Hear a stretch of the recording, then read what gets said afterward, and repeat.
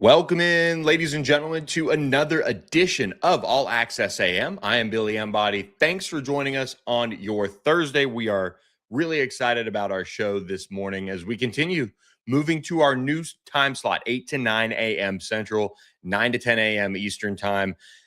Hopefully, we continue to have the interaction in the chat like we had with this kickoff of this new time frame for our show that we've had so far this week. We've really appreciated it. Gotten some good feedback as well on the switch from the 7 a.m. Central Time slot. We're now, again, 8 to 9 a.m.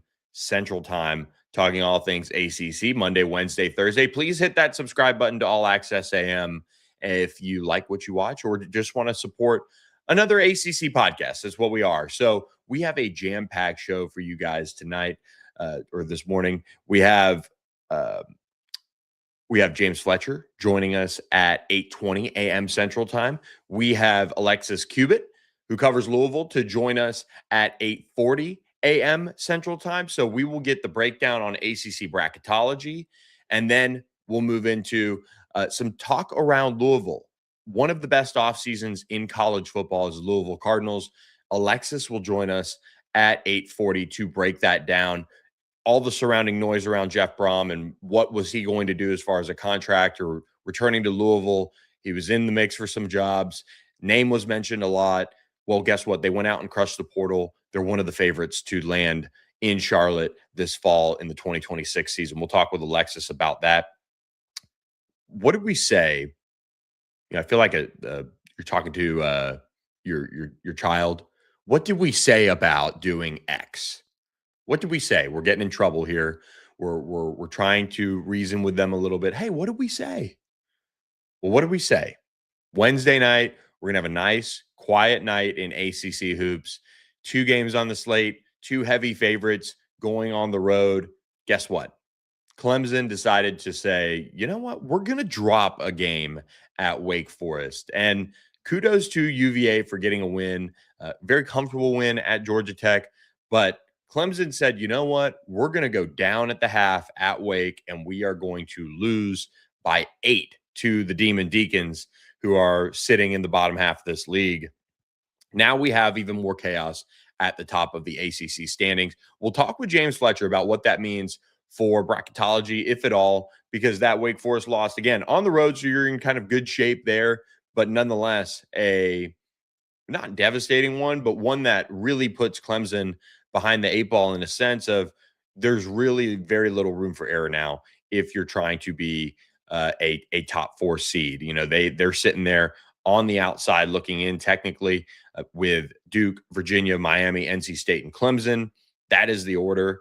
So you've got some work to do to secure your top 4 spot now if you're Clemson, rather than going to not necessarily cruise by any means, but certainly thinking in my world that you were going to go into Wake Forest and get an easy win. We'll talk about that and what it means for, again, bracketology and of course the ACC tournament standings and where that stands.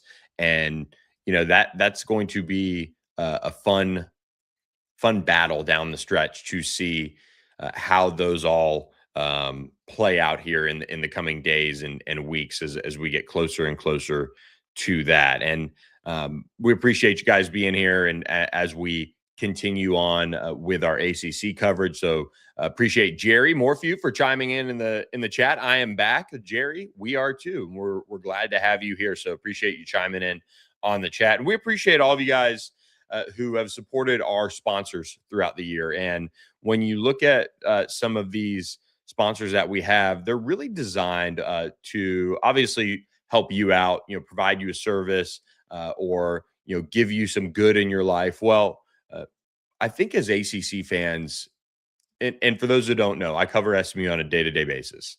That's what I do. I started this ACC podcast because this was something that I really wanted to do and bring to the conference, to kind of bring as an offering of sorts. Well, I am saying from the SMU standpoint that they call the SMU band the best dressed band in the land. Well, why don't you be the best dressed fan in the land and go to our friends at Horn Legend and go browse their selection? Whether you're a Tar Heel, you need to be looking good right now because you're not feeling good maybe without Visar and Caleb Wilson, go check out their collection. Miami fans, you guys just went to a national championship. Go check out their collection. Start building up your game day wardrobe for the college football season. There's no better time to start now. That way you don't get hit with the massive bill over the course of that first few weeks of college football season. Go ahead, grab all their gear now at Horn Legend. And again, just high quality stuff that you can count on for football season, whether it be polos, pullovers, jackets, all of those things.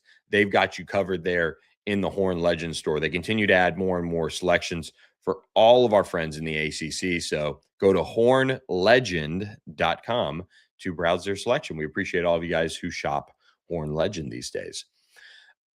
We have a few minutes before we get with James Fletcher, and I kind of wanted to take a little bit of the temperature of ACC hot seats. And truthfully, this is a league that really sits in good shape in a sense outside of, let's just say, one or two schools in particular. And so let's focus on those. This is a good sign of the health of the league in terms of competitiveness, because one thing we can sit here and say is, okay, we might look ahead at the end of 2026 and we'll see some coaches from this league pop back up in job searches. You know, Manny Diaz was thrown around a little bit in terms of Duke, leaving Duke and going to Penn State for a bit. Jeff Brohm was mentioned around the Michigan search and some of those other searches. You know, the buzz around some of these programs that hired coaches, those are done. Those are taken care of. But you look at the hot seat list, and I was trying to even talk myself into a couple, and man, I would say there's 3 levels to this hot seat conversation, and there are 3 schools to this hot seat conversation. So here's my take on it as we sit here in the middle of February talking about who could be at the end of their rope here for the 2026 season and beyond at their current program. And man, you go down the list, right? Virginia, Duke, Miami, Georgia Tech, SMU, Louisville, Wake Forest, NC State, Cal, Clemson, Stanford, Virginia Tech, North Carolina, Syracuse. You look to be in pretty good shape there. That was a list of all the schools that I feel like aren't in a situation where they could even remotely be considering moving on from their coach. And I mentioned North Carolina because we went through an offseason and Bill Belichick's still there. And I think that's important to note. And North Carolina's paying him a bunch of money. I think the only way Bill Belichick leaves Chapel Hill is if he does it on his own. He says, this isn't what I want to do anymore. We're going to go ahead and leave. This is maybe a bad idea. We appreciate it, UNC. We're going to move on. I really think there are 3 coaches that you could sit here and say are truly on the hot seat. And then I'll give you one sleeper. When you see what Florida State is right now, we know Mike Norvell's seat. He's got the reddest seat. I mean, it's so red that it's really just, I mean, it might as well be already on fire in certain spots, and he's kind of spraying the hose a little bit on certain areas to kind of cool it off as best he can, but he can't keep up right now.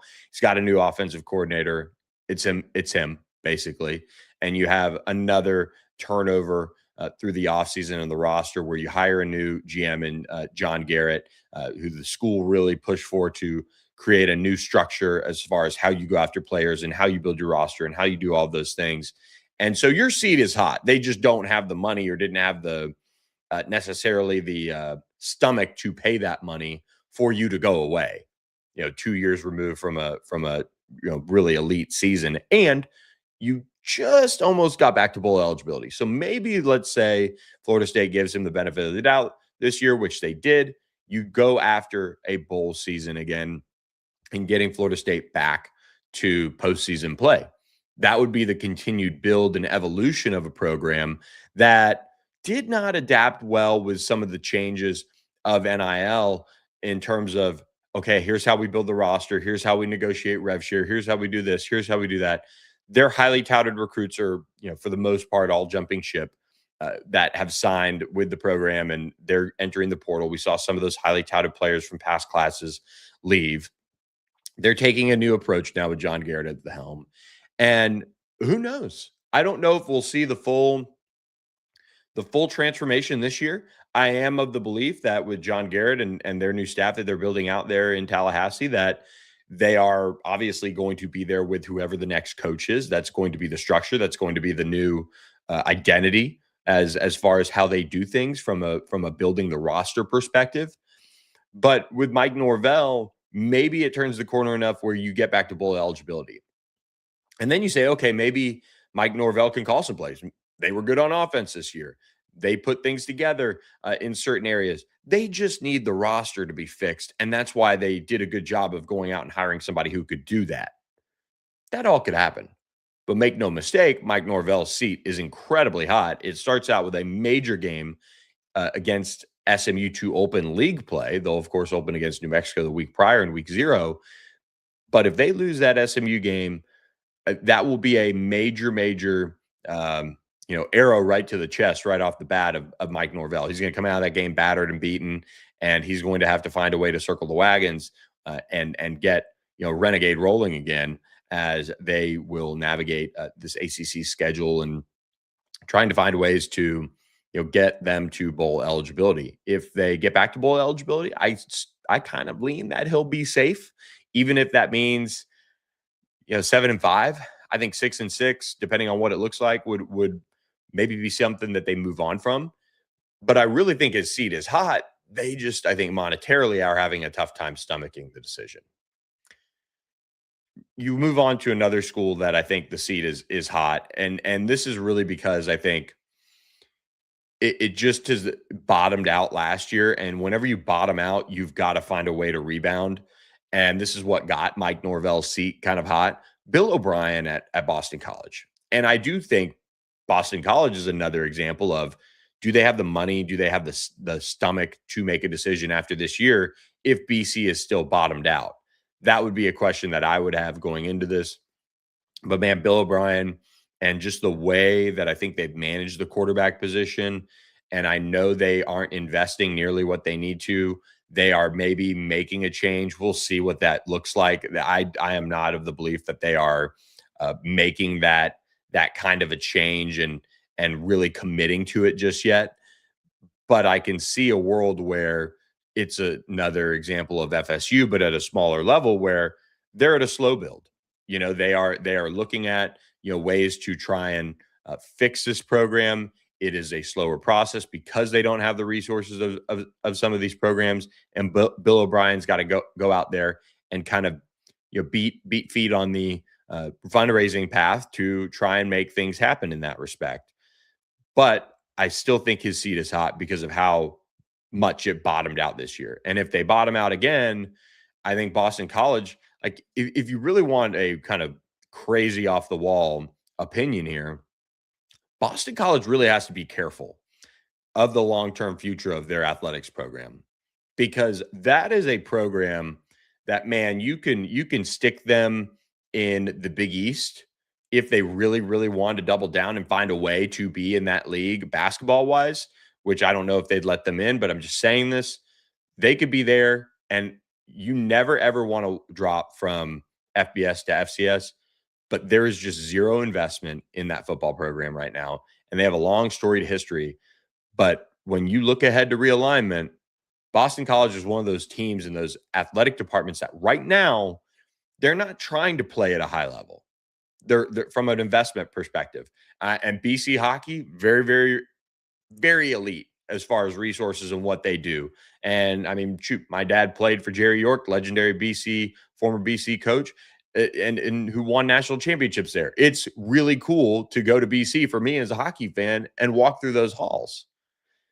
But the football side of it, they are not putting that money up to be competitive, to be elite.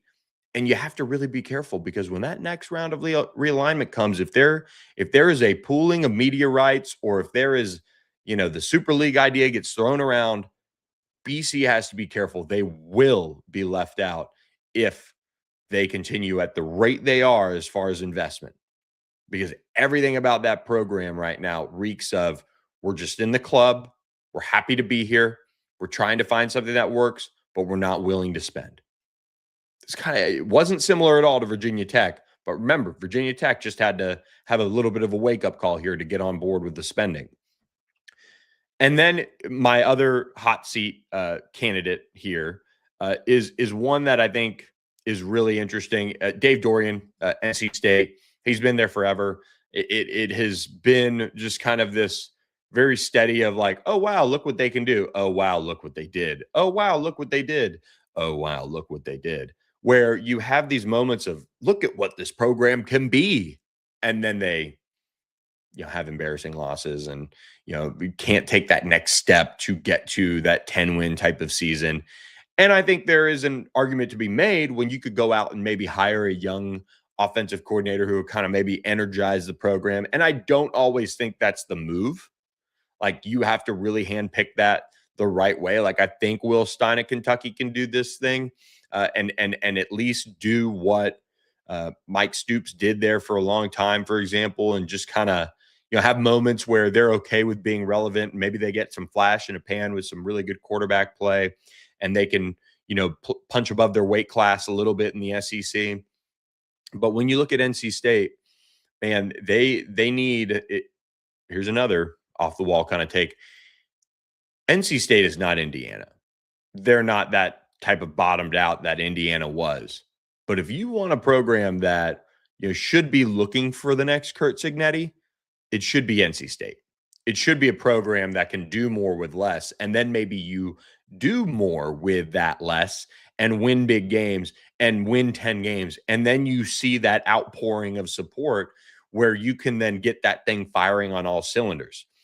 NC State is the team in the ACC that when all these schools make their next hire, NC State is the one that really should be looking for the next Curt Cignetti. Or if they're fine with grabbing a young offensive coordinator type of hire and trying to make a splash and energize the program, maybe that's the right time. Maybe that's the right move for them to, again, kind of energize this program again, because it has fallen on I think apathy, probably the right term for that program as it stands. One other name that I think is a sleeper here, and some people will probably say, whoa, really? Others will say, okay, I could see it. I think Pitt and Pat Narduzzi are another one where just keep an eye on it. Look, they've started fast. They've been relevant. We've seen that move over and over again now with Pitt, where they've been able to start fast, but they don't finish. And last year in 2024, that was how it went. They started out red hot, and then they lost their final lost their final 6 games, and I think they lost their final 6. But they just completely cratered down the stretch. This year, kind of similar in a sense, except they made a move at quarterback, went on a run, got into the top 25, major game against Notre Dame, and fell, and then kind of limped the rest of the way in a sense. Outside of, I think, beating Georgia Tech, I mean, you're looking at a program that I just wonder after 11 years if they're going to sit there and say we're happy with where we are, depending on how 2026 goes. That's a major year for Pitt. Obviously, you'll have Mason Heinschel there as well, but I circle Pitt as one that maybe it would surprise some people. I don't think his seat is really hot, but I don't think he's untouchable either. That's kind of a sleeper one to watch. As we get to James Fletcher here, I do want to share 2 quick tidbits. ACC Media Days will be July 15th through the 17th in Charlotte, once again at the Hilton Uptown Charlotte. And so we'll be there. We'll have coverage of that. And then, of course, Georgia Tech, as we see some scheduling news, will open the season with Colorado on a Thursday night kickoff on September 3rd. So they will announce that game time and TV coverage later. But that is a quick news and notes there from around the ACC. Jerry Morphew, appreciate you. I believe the ACC grew in strength faster than any other P4 conference. It's an interesting point. I could see it. There are certainly, I think, some conversations to be had around what Cal and SMU are doing and what they brought to the league as a whole, going into, looking back on the last couple of years now of ACC play. Stanford has to help out a little bit there, though. Speaking of helping out, we always lean on our guy, James Fletcher, when it comes to bracketology. He is On3's expert in that matter. James, good morning. Thanks for the time. Yeah, love coming on. Love talking some college basketball, and we've got plenty of movement on the bracket to talk about. Let's start with Clemson at Wake Forest last night. And we had the Wednesday show, and we sat there and said, this needs to be a quiet night for the ACC. You need the favorites to go in and roll. UVA took care of business at Georgia Tech.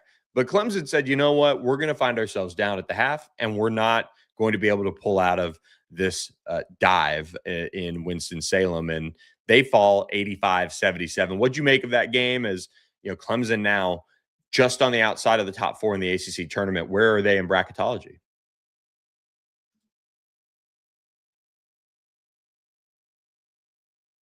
Do we have you, James? James is frozen. So James is frozen. We will get him back in just a moment. And as we get him back, I will run through some of the stats of this Clemson Wake Forest game. And here is where, a lot of this kind of went wrong in a sense. 8 of 26 from beyond the arc for Clemson in this one. And Wake Forest was just hot or hot enough. 45% from beyond the arc, 10 of 22. They shot 55% from the field. This wasn't even a game where you're sitting there saying, wow, look at the turnovers, look at Wake Forest taking advantage of them, what have you. Evenly rebounded. Certainly a game that, doesn't scream, oh, wow, look at Wake taking advantage of an absolute dud from Clemson. Clemson just didn't shoot the ball that well as a whole. 46% from the field, but really that 3-point percentage was really poor as a whole in a sense. With Wake Forest shooting 45%, they just couldn't keep up, and that is what really cost them in that respect. And when you look at what Wake Forest accomplished by getting that win, they move up a little bit. They're 14-12 as a whole, 5-8 in league play now, as their remaining schedule is at Virginia Tech, at Boston College, Syracuse, Virginia on the road, and then Cal. So kind of a gettable schedule. If you're Wake Forest, you could finish 4-1 down the stretch now. Tough one at Virginia Tech, who's kind of not reeling, but looking to bounce back after a tough one against Miami. But certainly you got to have a little bit more confidence now if you're Wake Forest getting that win. I think we have James Fletcher with us. Let's try this again, my friend. Are you there?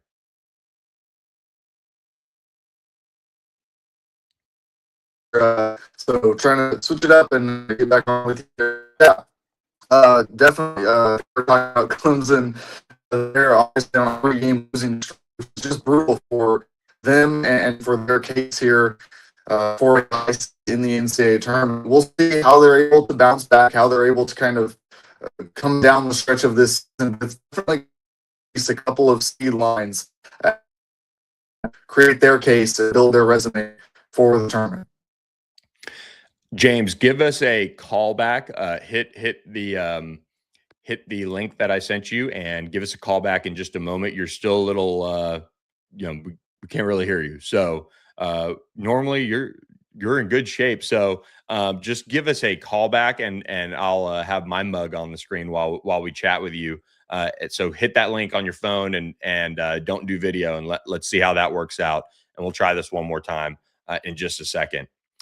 James does have a really good breakdown of the stock up, stock down type of programs that we're looking at across college basketball right now. And for the ACC, they currently sit with Clemson, Duke, Louisville, NC State, North Carolina, SMU, and Virginia in the field. Miami, Virginia Tech on the bubble. Still, Miami on the bubble, with Cal with more to do. As we look at those teams, as a whole, we see the ACC having a little bit of a stock up with what Miami's doing.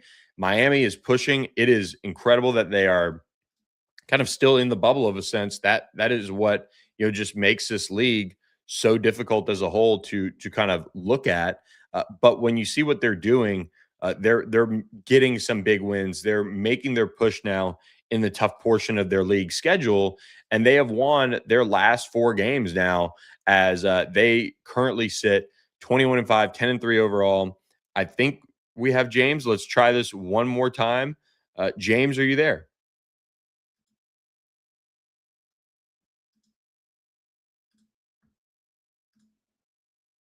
So no, James. So we will circle out here, circle back. James is going to let me know when he's back, and we will see how it goes with that one more time before we have Alexis Cubit join us at 8:40. So talking through the bracketology here for the ACC and kind of where that stands. When you look at what Joe Lenardi has as well, as far as the last 4 in, he has currently UCLA, Santa Clara, TCU, San Diego State. The first 4 out are Missouri, Ohio State, New Mexico, and Cal. So that's a good nod to Cal in a sense. Cal has a lot of work to do, though. Their metrics don't necessarily line up that well for being in the NCAA tournament, but they are without a doubt a team that I think can beat a lot of teams in this league on any given night, so they can make their run. And then you get the next 4 out beyond that: VCU, Virginia Tech, Seton Hall, West Virginia. I think what Virginia Tech missed out on earlier this week against Miami was devastating for them in a sense. You need to be able to beat teams that are either on the bubble or in your zone. And I see James here. I see him moving. That is a good sign. I think we're good, James. Let's roll. All right, we're ready to go here. Sorry for the internet troubles. No idea how everything just dropped off there. But yeah, I think are we still talking about Clemson? We're still talking about Clemson. All right. Yes. So, yes. I was just going to start texting you and getting your thoughts. You're going to have to relay them. Yeah, we'll figure it out somehow here. But yeah, Clemson on a 3-game losing streak, really brutal for their resume as we come down the stretch of this season. They were a team that was continuing to climb early in conference play, now starting to drop the wrong way. It's cost them at least probably 2 seed lines to this point, this losing streak that they've been on. Obviously, it's big for Wake Forest because they're not a team that's completely out of the picture. We've seen with so much parity that the bubble is relatively weak, I would say, here in terms of the records that we're going to see get into the NCAA tournament. So Wake Forest is not just dead and buried at this point. Getting a win over a Clemson is something that can kind of propel them back up into the conversation, not quite into the next 4 out conversation, but on that peripheral, waiting to see if somebody else slips up and if they can continue to add to their resume. So there's 2 sides to this, but yeah, not a good night for Clemson, not a good week and a half really here for the Tigers as they've fallen on some hard times trying to get these results in the ACC. I do want to give a nod to what Virginia did and went on the road and beat, a Georgia Tech team that's struggling 2-12 now in ACC play, 94-68. They dominate.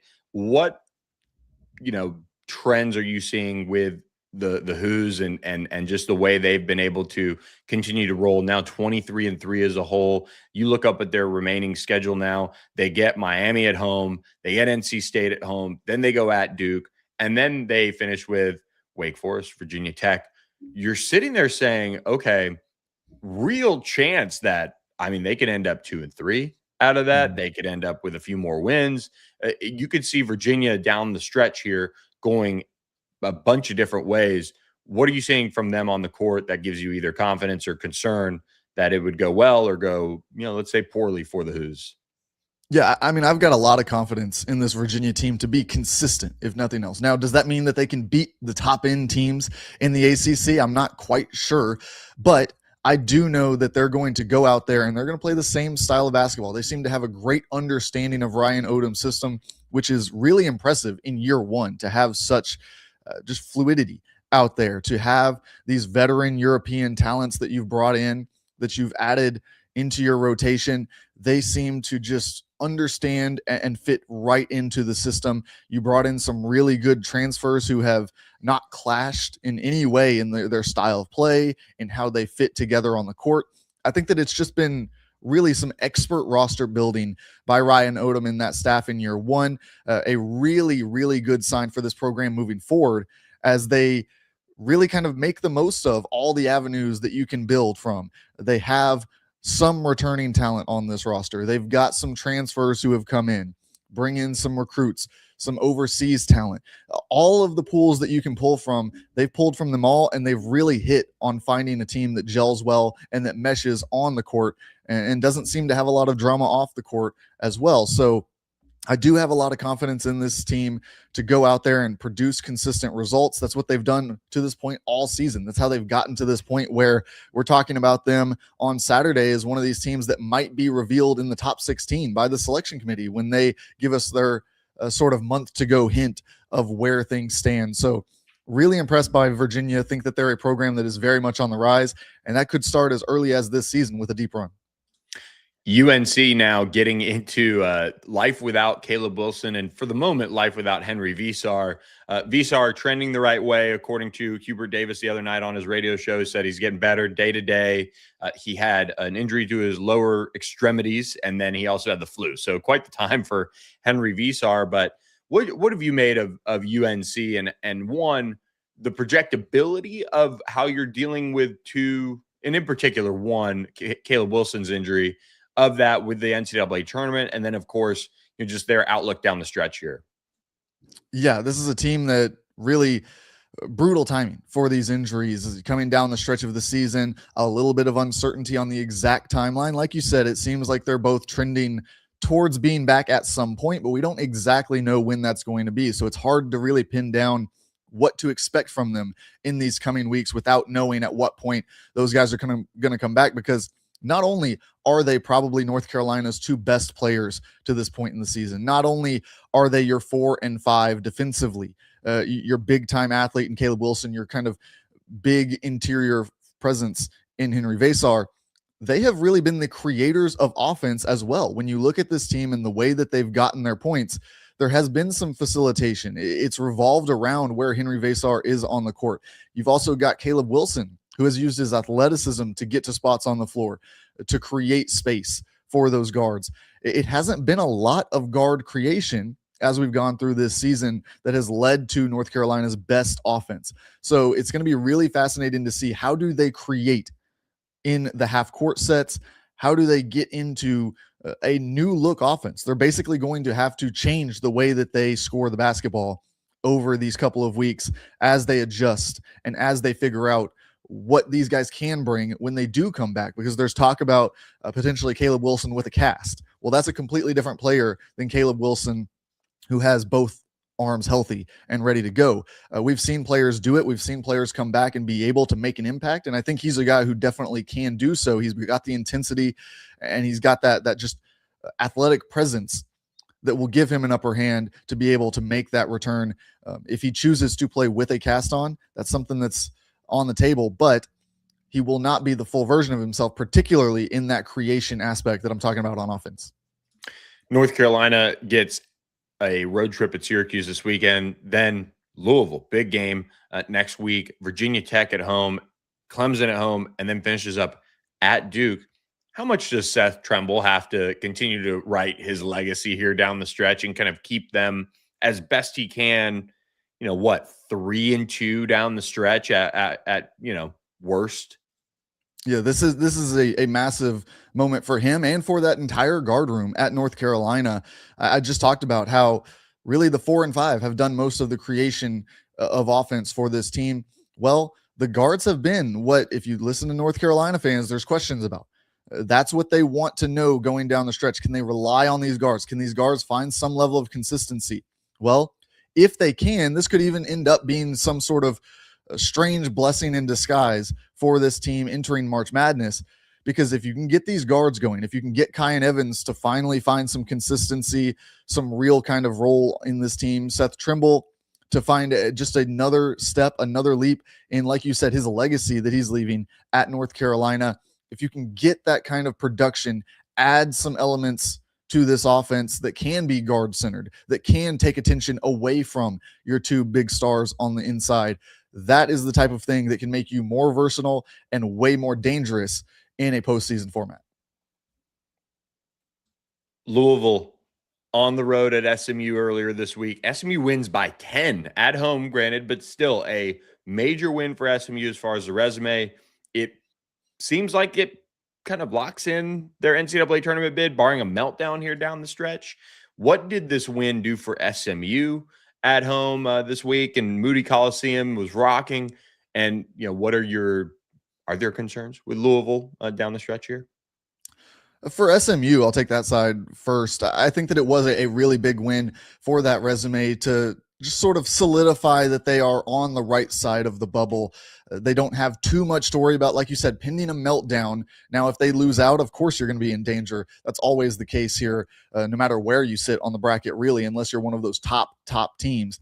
But for SMU, they create a little bit of cushion for themselves on what I said before is a little bit of a weak bubble. So now they've got some games between them and an extra quad one win on their resume that they're going to be able to point to. So I think it was really big for them in just kind of locking themselves in. Now you've got a little bit of a sigh of relief, a little bit of comfort that you can feel.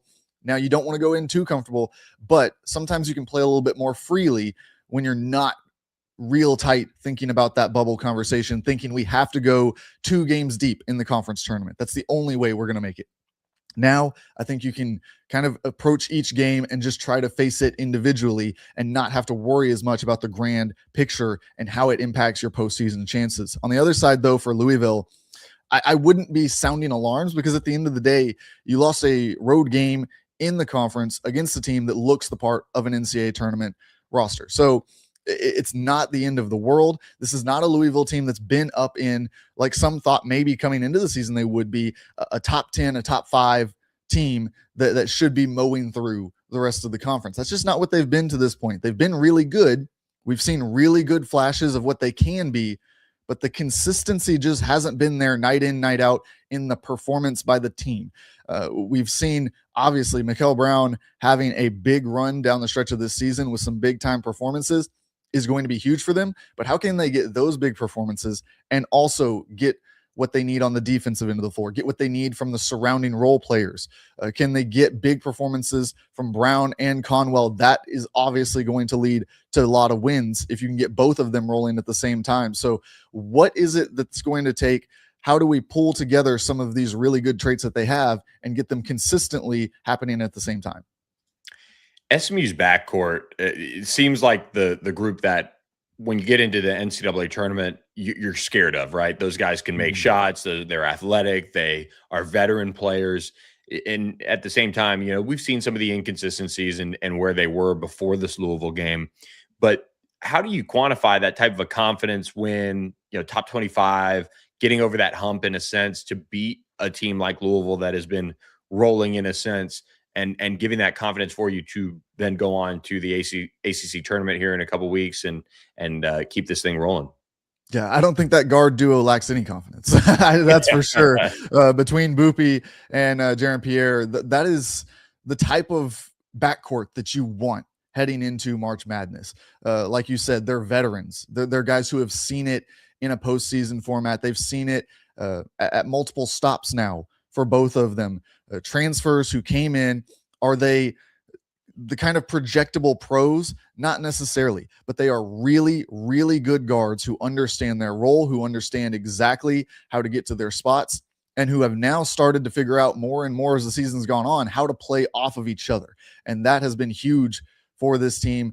I think that backcourt, we know that the front court's got some punch to it as well. Really like some of the things that they've done, but that backcourt is the engine.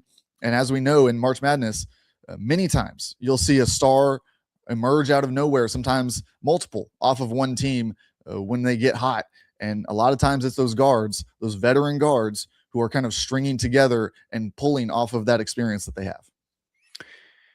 And we'll get you out of here on this. The team in the ACC, your pick of which one has the most really at stake here, over the next week or so in conference play or just on their schedule, because Michigan, Duke this weekend is that the biggest opportunity here for the Blue Devils to just lock in a number 1 overall seed?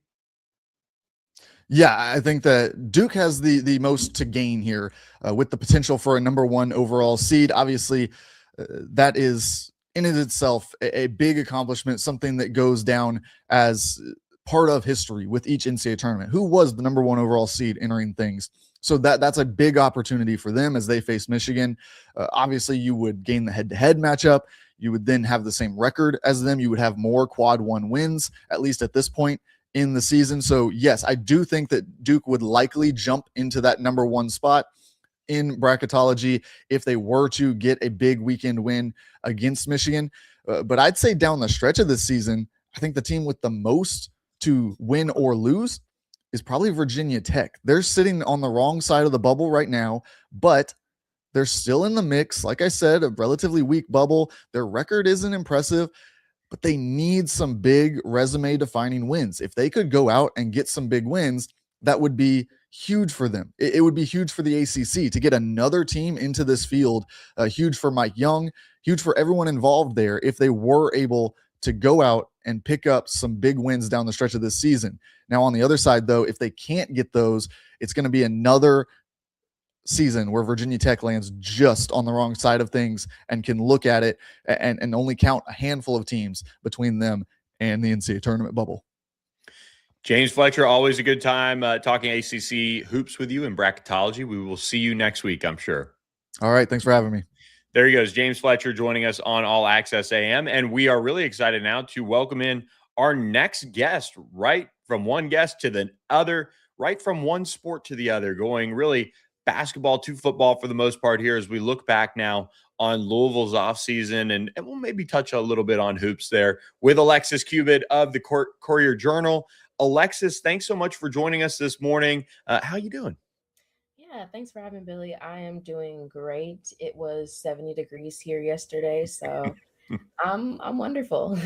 We've all thawed out, but Louisville has certainly heated up in the transfer portal this offseason. And Jeff Brohm building up this 2026 roster, for really that push for an ACC championship. He's back at his alma mater and looking to take it to the next level. But a lot of changes for this Cardinals team. As a high-level overview, what has the really kind of maybe end of this season with some of the job rumors all the way through this transfer portal and contract talks with Louisville been like covering that Louisville program right now?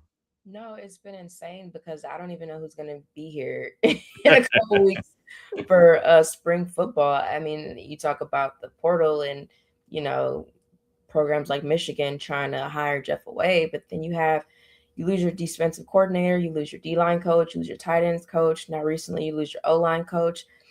It's just been so much of an overhaul, with losing, was that 4 or 5 of your 9 position coaches, and then this addition of a bunch of defensive assistants that don't really have like specific positions.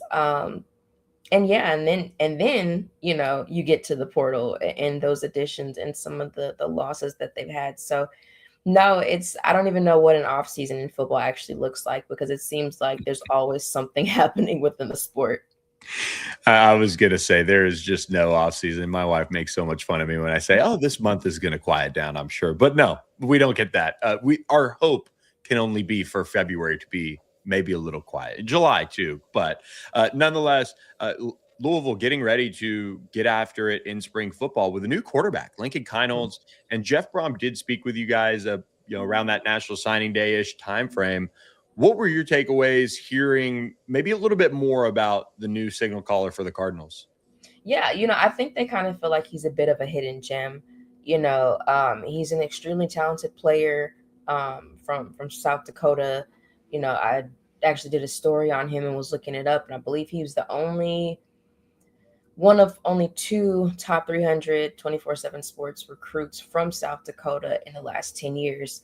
Obviously had some time there at Ohio State, won a national championship with them, didn't really play, but was behind some really good quarterbacks. And so I think he's going to be a little different in that he is more of a dual threat. And so you're going to see a lot more run plays is something that Brohm had mentioned that are, specifically designed for him. We got a little bit of that with Tyler Miller the past couple of years, but I think this is the quarterback that's actually going to really expand and not just be like the pocket passer that Jeff Brohm is known to put in the league. Also averaged nearly 20 points per game on the basketball side of things in high school too. So really accomplished athlete there for Louisville, and he's got a ton of playmakers around him. Obviously, retaining Isaac Brown is fun, and that backfield that Louisville is going to have once again is impressive, especially if he can stay healthy. But they go out and add Trey Richardson. They add some other pieces around him, upgrade the offensive line. What was the work done on the offensive side, and what was your kind of overall take of? Okay, you had Miller Moss, you had some of the talent that they had, but they couldn't just punch through the ceiling at times offensively this year, and in part due to injuries. Yeah. No, it was honestly a little frustrating to watch the offense sometimes because it was just like, what is happening? Like, Yeah. why did you do that? But again, they came into this season thinking they were going to have, year 2 with Isaac and Duke and that, two-headed, three-headed monster, if you count Keywan there. And then they just didn't have that because of the injuries. And even for some of Miller's struggles, he came in thinking he was going to have more of a help in the backfield more than he did at USC. So that definitely, obviously, in my opinion, played a part in some of those struggles. But when you look at this class, talk about offseason craziness. That was a 3-day, 4-day span where Isaac is like, I'm going to leave. And it's like, LOL, JK, I'm staying now. And then called his own press conference to talk to media about that, him and his agent. Wild times, man, wild times. But no, I feel like they made some good moves. They feel one thing that's not talked about, tight end. I feel like they brought in 2 really good tight ends at a position that has not always been the most stable over the past 3 years. It's always been, a new starter, or they experience a lot of turnover with players leaving and maybe being a little young. But I thought they brought in some really good ones. Brody Foley being the one in particular that I'm thinking about with, NFL talent, was thought to possibly have entered the draft this year, but decided to stay in college for another year and now come to Louisville. And, bringing in Paul Petrino to kind of guide, not the official tight ends coach, but to lead the tight ends in that room. And, the Petrino name is famous in Louisville, obviously. And so, that's one thing I'm looking at. And they really didn't have to do much in the running backs room just because they brought back Isaac and Keywan. But I do think, making that addition there in addition to getting one or two from the high school ranks was key. So obviously they won't have Trey Richardson this spring because he's nursing an injury that was lingering from his time there at Vandy. But they've got some other guys that can step up and do some really good things. So it'll be interesting to see how they can kind of, I don't want to say rebuild, but just kind of maybe make amends for some of those offensive breakdowns and different things that we're not accustomed to expecting from a Jeff Brohm offense. Well, and look, it seems like they're going to be able to lean on the defense a little bit here this season. I mean, the defensive line that they've invested in at Louisville is really impressive. Tyler Thompson goes there, and a bunch of teams across the country wanted him from North Carolina. And not only that, you get Lubin back, AJ Green back. That front is really impressive. Let's start there. How much did they focus on that group as a whole and making sure that was built up? And give us a little bit too on the interior of that defensive line. Is it matching the kind of star power that's on the edge? Yeah, well, just to take a step back even further, to move Mark Ivy back to coaching D-lines is huge. I mean, he was very instrumental in Yaya Diaby and, the first 2 years of Ashton Gelati, who's only playing with the Chiefs. That was huge, I think. And then now to have him as the co-defensive coordinator, I think a lot of Mark Ivy. I think he's a really underrated coach that I think has head coach potential one day, and just the way that players respond to him and what he's been able to do at every position he coaches, because then he goes and coaches the linebackers and they have success and are one of the most consistent positions over the past couple of years. But no, I mean, I think this D-line has a lot of really good potential, like you mentioned, Clev and Tyler. And that's obviously, they're always going to prioritize the trenches, whether that's on offense or defense. And so I think they got a lot of really good pieces there to complement some of the losses that they've had. And I do expect them to be just as good, if not better, this season, not only with just the pieces that they've added, but also with that coaching switch. Well, not coaching switch. Obviously, Mark Hagan left, but just plugging Ivy into that spot. The secondary, did they, help out there too? They add Cohen and Trieger to that mix. I mean, did they, I guess, check the boxes there as well defensively? Yeah, I mean, safety is always weird because I feel like they never really have the depth that they want at that position, but they have guys that do enough to kind of make up for that. Losing 3 of your 4 starting defensive backs is not ideal. No. But again, like you mentioned, Cohen, a bunch of other guys. I mean, getting Tayon Holloway back was really big. Yeah, that was definitely, it had to be, an important position. And, they still have some younger guys that are coming up in the ranks in the DB room in the secondary, but I think it was very important for them to make those additions in the cornerback room. And even, getting somebody like Ben Perry back, is that like star hybrid kind of position there who, spent a year or two. I don't even know what year it is, a year or two at Louisville before he went to UCLA, and that obviously didn't work out. And so now he's back. So it's kind of like you have a new player, but not really, just because he is familiar with the system, had a year away, and he'll be on his 3rd position coach because obviously with Ron English leaving, now Brandon Sharp is been elevated and promoted to the safeties coach. So safety will definitely be a room that is going to be a lot of questions. With the corners, I feel like it's a little bit more stable just because you have Steve Ellis back and you see what he's been able to do with, Jarvis Brownlee and Quincy Riley and putting those guys in the leagues, and even guys from that predate his time at Louisville. So, even though Tayon is the only experienced returner from the secondary, I do think that at least for the corners, having Steve Ellis back will provide some stability and getting some of those other guys along, because I do expect that to be a good part of this defense and to be hopefully a strength in improving on how they defend the pass, because they did improve in that area last year from 2 years ago. So you just want to kind of see those incremental steps continue to be taken. A top 10 portal class for Louisville, according to On3's rankings. Jeff Brohm, let's go back to, I guess, all of the jobs and the this and the what he needs to build Louisville into this program that he envisions it to go capture a national championship. How much of this offseason and the transfer portal success is a doubling down of Louisville on the football side of things, or is this just a plan coming together? Is kind of what steps are they taking to elevate, like we've seen at a Virginia Tech and some of those programs that have reinvested in the transfer portal in a sense? Yeah, well, the biggest thing is putting together a super team, if you will, of recruiting department. I mean, they added, 2 new positions to that. So it's not just, well, technically 3 in last year's calendar year, because you brought in Vince in the summertime, and 2 new positions fairly recently over the last, 3 or 4 months, something like that.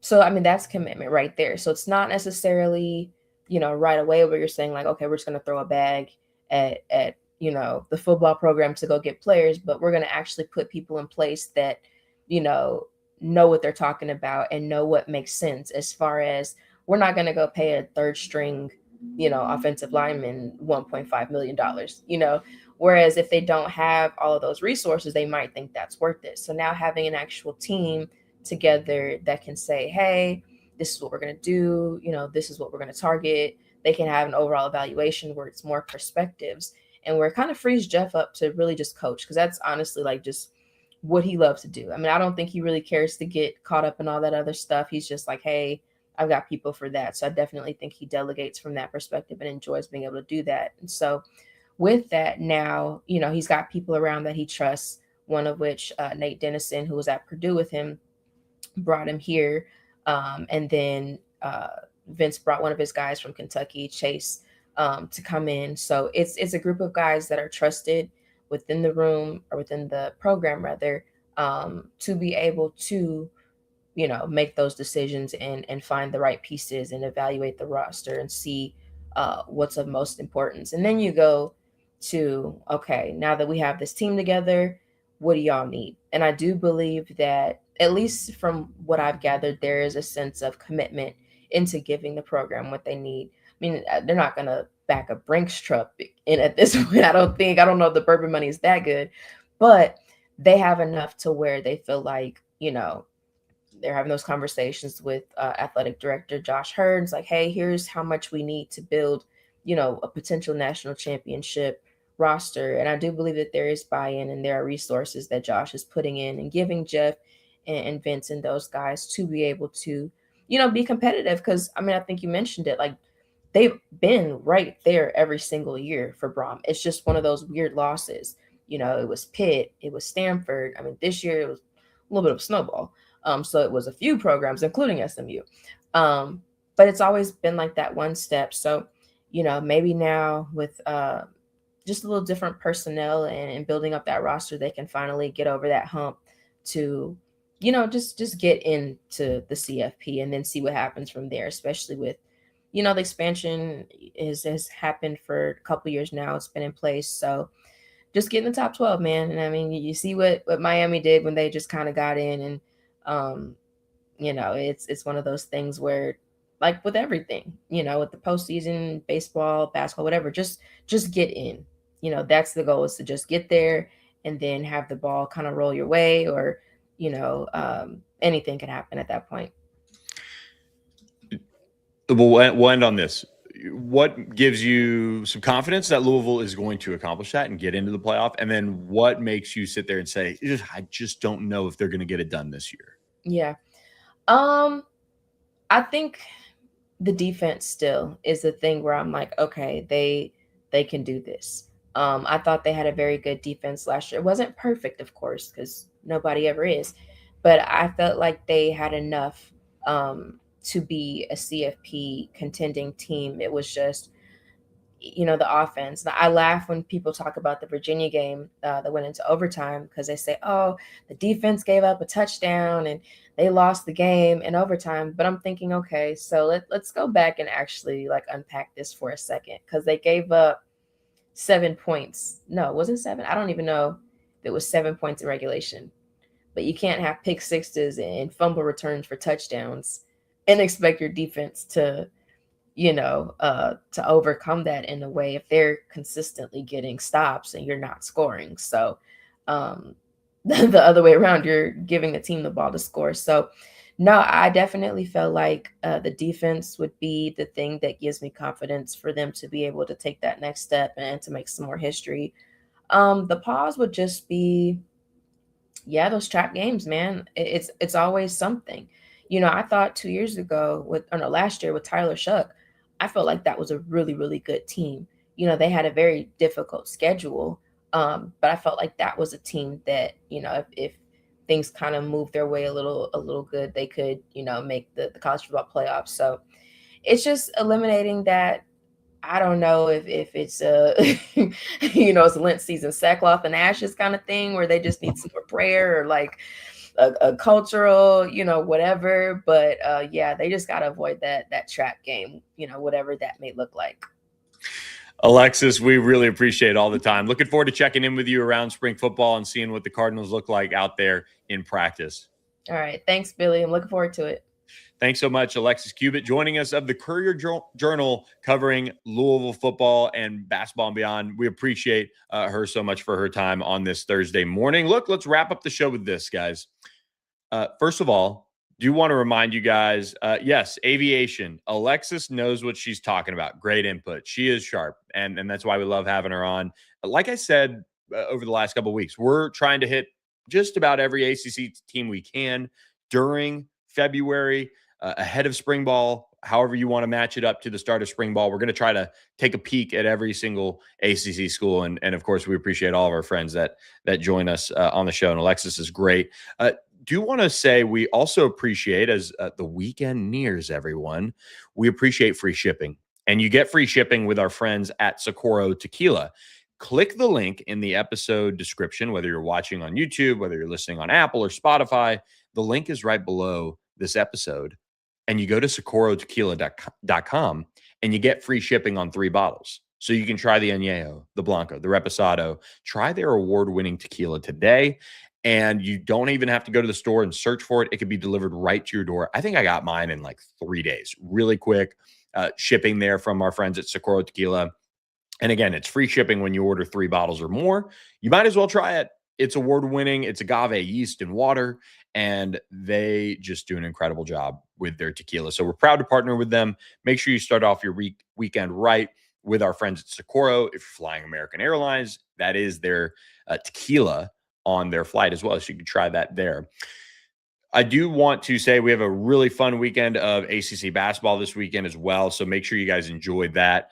Let's rapid fire here. Look at the games. Wake Forest at Virginia Tech, 11 a.m. Central Time on ACC Network.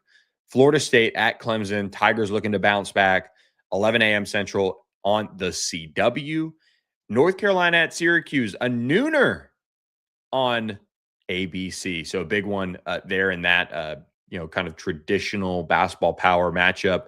We'll see how UNC looks against a Syracuse team that got beaten up pretty good by Duke on Monday night. Miami at Virginia, major game here for the Hurricanes and Jay Lucas to improve their NCAA tournament positioning. That one set for 1 p.m. Central on ESPN2. Notre Dame at Pitt, 1 p.m. ACC Network. Georgia Tech at Louisville. Cards looking to bounce back at 1:15 p.m. Central on the CW. Boston College comes all the way down to SMU, 3 p.m. Central ACC Network. Then you get Stanford at Cal. Rivalry matchup at 5 p.m. on ACC Network. Michigan at Duke, Michigan versus Duke in our nation's capital at Capital One Arena, 5:30 p.m. Central Time on ESPN. Appointment viewing. Can't wait. Really excited to watch that one as 2 of the best teams in college basketball duke it out. Sorry, everyone. For really what could very well be the determining factor for who's the number 1 overall seed in the NCAA tournament. So tons of ACC hoops to get to this weekend. We're excited to be back with you guys Monday, 8 to 9 a.m. Central Time, recapping another wild weekend of ACC hoops. I'm sure. Look, whenever we ask for the quiet, they deliver the crazy. And we hope you guys deliver a little click of the button, the subscribe button to our YouTube channel, All Access AM. We appreciate all the interaction in the chat. Thanks, Jerry and Aviation, for chiming in the chat throughout the show. I really appreciate all of you guys who support the channel. And thanks so much for watching and listening. I'm Billy Embody. We'll catch you guys Monday on All Access AM.